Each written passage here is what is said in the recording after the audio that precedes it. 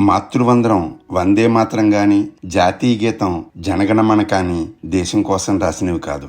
విచిత్రం ఏమిటంటే వందే మాతరం బంకిం చంద్ర చటర్జీ ఆనంద్ మఠ్ నవల్లో బ్రహ్మచారుల మఠం ప్రార్థనా గీతంగా అనుకుని రాశారు. మరో విచిత్రం జనగణమన 1911లో మన దేశంలో జరిగిన జార్జ్ చక్రవర్తి పట్టాభిషేకం సందర్భంగా చక్రవర్తికి నివాళులు అర్పిస్తూ రవీంద్రనాథ్ ఠాగూర్ రాసిన గీతం. రెండు వేరువేరు కవులు గొప్ప సందర్భాల్లో అనుకోకుండా రాసిన గీతాలు దేశ శిఖరాలనంటాయి. 1942లో శంకరంబాడి సుందరాచారి దీనబంధు సినిమా కోసం ఆయన మా తెలుగు తల్లికి అనే పాట రాశారు. అయితే దర్శకులు ఈ పాటను తిరస్కరించడంలో సందేహం లేదు. ఇంత గొప్ప గీతానికి ఆ చిన్న వేదిక చాలదు. మల్లెపూదండ మా తెలుగు తల్లికి, మా చెవుల రింగుమని మారుమ్రోగేదాకా విందాం జై తెలుగు తల్లి.